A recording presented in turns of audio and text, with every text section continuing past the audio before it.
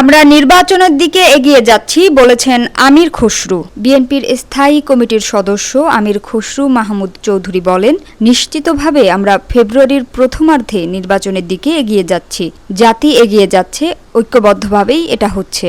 সোমবার রাজধানীর গুলশানে বিএনপির চেয়ারপারসনের রাজনৈতিক কার্যালয়ে লিয়াজো কমিটির বৈঠক শেষে তিনি এসব কথা বলেন। জাতীয় নির্বাচনের তারিখ ঘোষণা নিয়ে সাংবাদিকদের প্রশ্নের জবাবে আমির খসরু বলেন, যতবার নির্বাচন হয়েছে মনোনয়ন দাখিলের তারিখ, বাছাই করার তারিখ, নির্বাচনের দিনক্ষণ সবগুলোর একটা শিডিউল দেয়া হয়। সেটা নির্বাচনের এত আগে কোনো সময় দেয়া হয় না, এটা নির্বাচনের কাছাকাছি সময় দেয়া হয়। সব নির্বাচনই কিন্তু একই অবস্থা। সুতরাং আমাদের অতটুকু সময় অপেক্ষা করতে হবে। তবে নিশ্চিতভাবে ফেব্রুয়ারির প্রথমার্ধে নির্বাচনের দিকে আমরা সবাই এগিয়ে যাচ্ছি। তিনি বলেন, প্রধান উপদেষ্টা ও আমাদের ভারপ্রাপ্ত চেয়ারম্যানের মধ্যে লন্ডন বৈঠকে ফেব্রুয়ারির প্রথমার্ধে নির্বাচন নিয়ে যে আলোচনা হয়েছে তা জনগণ অত্যন্ত ইতিবাচকভাবে নিয়েছেন। বিএনপির স্থায়ী কমিটির এই সদস্য বলেন, জনগণের মধ্যে যে আশঙ্কা ছিল সেটা কেটে গেছে।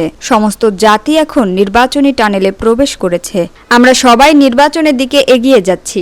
গণতন্ত্র পুনরুদ্ধার ও তাকে প্রাতিষ্ঠানিক রূপ দেয়া, জনগণের রাজনৈতিক, সাংবিধানিক, গণতান্ত্রিক অধিকার প্রতিষ্ঠা করার জন্য একটি নতুন বাংলাদেশ গড়ার শপথ নিয়ে আমরা সবাই ঐক্যবদ্ধভাবে এগিয়ে যাচ্ছি।